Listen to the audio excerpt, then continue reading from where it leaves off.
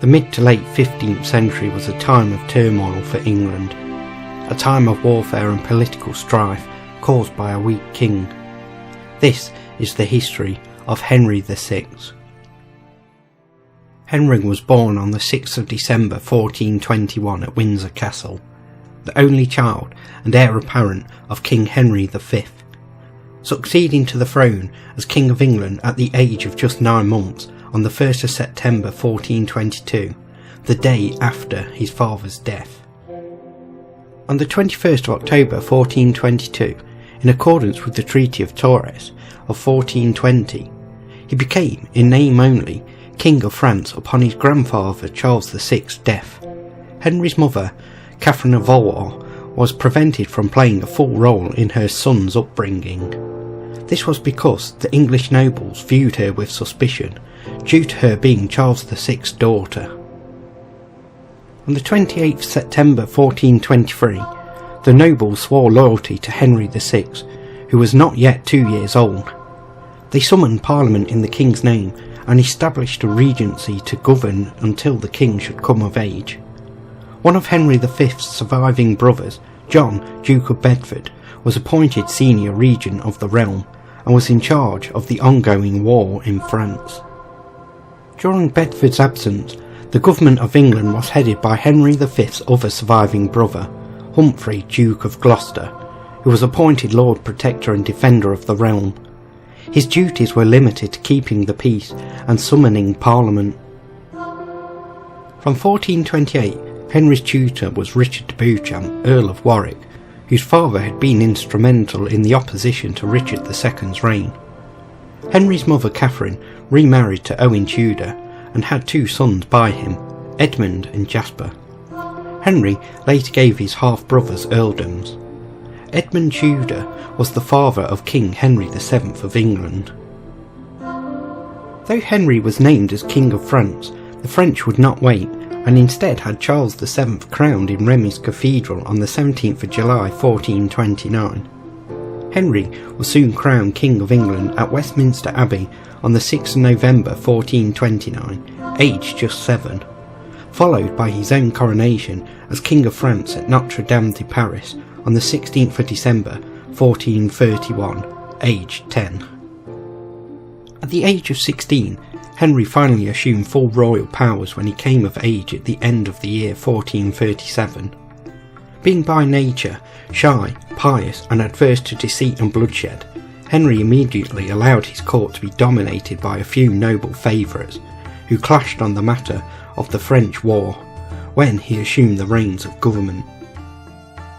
With England having lost its momentum in the 100 Years' War after the death of Henry V, the young king came to favour a policy of peace in France, and thus favoured the faction around Cardinal Beaufort and William de la Pole, Earl of Suffolk, who fought likewise.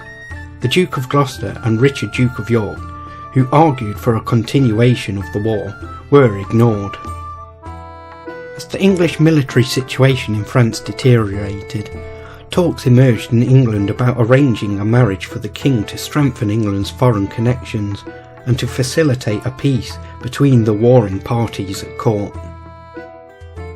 After disputes over who Henry should marry, Cardinal Beaufort and the Earl of Suffolk persuaded Henry that the best way to pursue peace with France was through a marriage with Margaret of Anjou, the niece of King Charles VII. The marriage took place at Titchfield Abbey on the 23rd of April 1445, 1 month after Margaret's 15th birthday. Hidden from the royal court and parliament was Henry's agreement to yield the province of Maine to Charles VII, knowing how unpopular it would be. Henry was reluctant to honour the agreement, but yielded at Margaret's request. As the treaty became public knowledge in 1446, public anger focused on the Earl of Suffolk, but Henry and Margaret were determined to protect him. The Dukes of Gloucester and York began to voice their outrage. Queen Margaret had no tolerance for any sign of disloyalty towards her husband and kingdom. Thus, any suspicion was immediately brought to her attention. In 1447, the King and Queen summoned the Duke of Gloucester to appear before Parliament on the charge of treason. Gloucester was put in custody at Bury St Edmunds, where he died, probably of a heart attack, or possibly poisoning. The Duke of York being the most powerful duke in the realm, and also both being an agnate and the heir general of Edward III, thus having, according to some, a better claim to the throne than Henry VI himself, probably had the best chances to succeed to the throne after Gloucester. However, he was excluded from the court circle and sent to govern Ireland, while his opponents, the Earls of Suffolk and Somerset, were promoted to dukes, a title at the time still normally reserved for immediate relatives of the monarch. The new Duke of Somerset was sent to France to assume command of the English forces. This prestigious position was previously held by the Duke of York himself, who was dismayed at his term not being renewed, and at seeing his enemy take control of it. In the later years of Henry's reign, the monarchy became increasingly unpopular due to a breakdown in law and order, corruption, the distribution of royal land to the royal court favourites, the troubled state of the crown's finances, and the steady loss of territories in France. In 1447, this unpopularity took the form of a Commons campaign against William de la Pole, 1st Duke of Suffolk, who was the most unpopular of all the king's entourage and widely seen as a traitor. He was impeached by Parliament to a background that has been called the baying for Suffolk's blood by a London mob, to the extent that Suffolk admitted his alarm to Henry.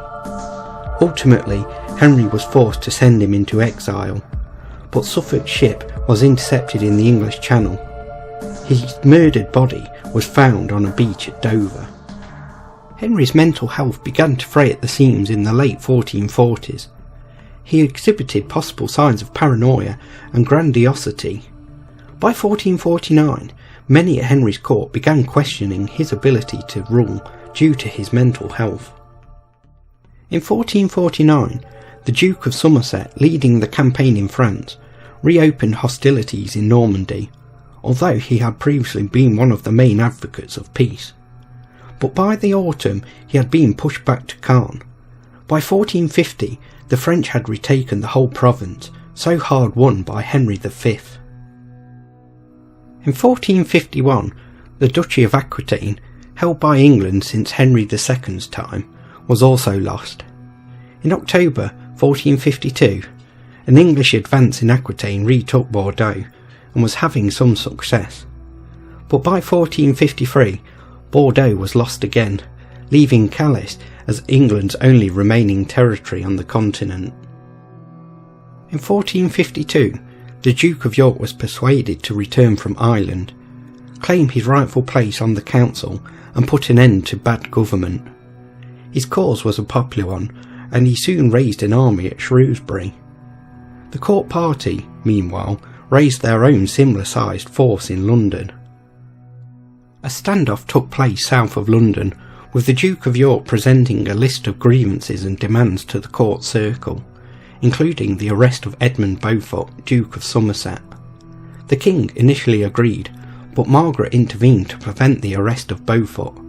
By 1453, Somerset's influence had been restored, and York was again isolated. The court party was also strengthened by the announcement that the Queen was pregnant.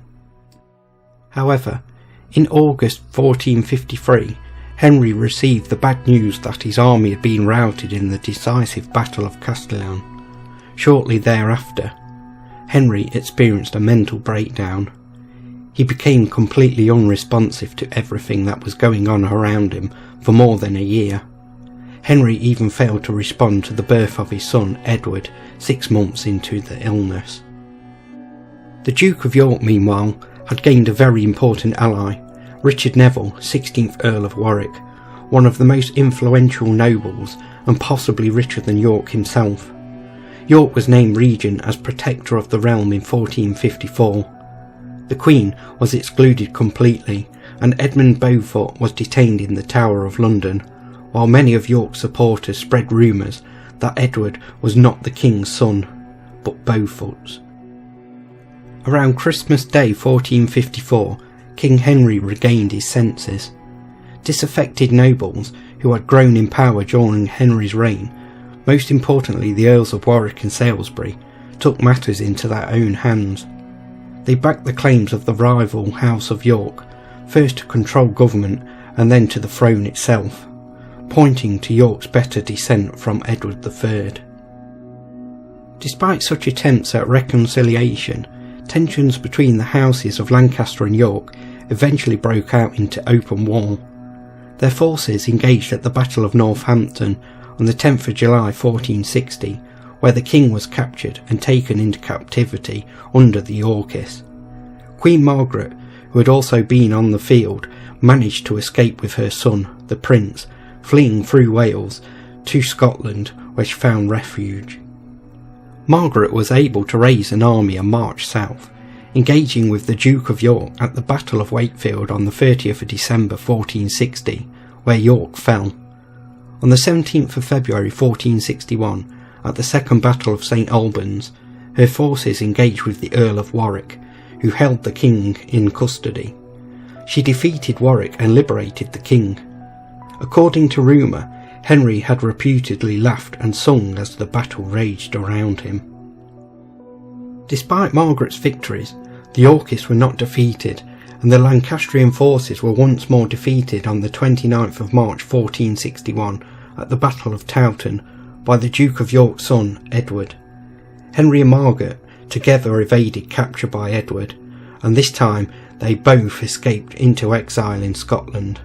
With Scottish aid, Margaret travelled to the continent to elicit further support for her husband's cause. Henry's course was beginning to look increasingly desperate. An English embassy to Scotland through the Earl of Warwick on behalf of Edward served to further weaken his interest at the Scottish court. After the Queen's mother's death in November 1463, Scotland now actively sued for peace with England, and the exiled king passed back across the border to try his fortune with those nobles in the north of England and Wales who were still loyal. After the defeat at the Battle of Hexham on the 15th of May 1464, Henry was a fugitive in his own land, but continued to be afforded safety in various Lancastrian houses across the north of England.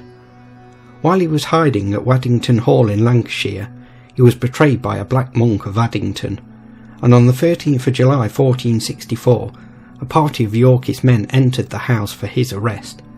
Henry fled into a nearby wood, but was soon captured and taken to the Tower of London. Tensions over Edward IV's marriage caused him to fall out with two of his main supporters, Richard Neville, Earl of Warwick, and his own younger brother George, Duke of Clarence. At the urging of King Louis XI of France, they formed a secret alliance with Margaret. After marrying his daughter Anne to Henry and Margaret's son, Warwick returned to England, forced Edward IV into exile and restored Henry VI to the throne on the 3rd of October 1470. Henry's return to the throne lasted less than 6 months, as Edward IV raised an army to reclaim the throne. Warwick was killed at the Battle of Barnet on the 14th of April 1471, and the Yorkists won a final decisive victory at the Battle of Tewkesbury on the 4th of May, where Henry's son, Edward of Westminster, was killed. Henry was imprisoned in the Tower of London again, and when the royal party arrived in London, he was reported dead. Official chronicles and documents state that the deposed king died on the night of the 21st of May 1471. In all likelihood, his opponents had kept him alive up to that point, rather than leave the Lancastrians with a far more formidable leader in Henry's son Edward. However, once the last and most prominent Lancastrian supporters had been killed or exiled, it became clear that Henry VI would be a burden on Edward IV's reign. The common fear was that the possibility of another noble using the mentally unstable king to further their own agenda. The truth of Henry VI's death may never be known, but he has gone down in history as one of England's worst kings. Henry's one lasting achievement was his encouragement of education. He founded Eton College, King's College, Cambridge and All Souls College and Oxford.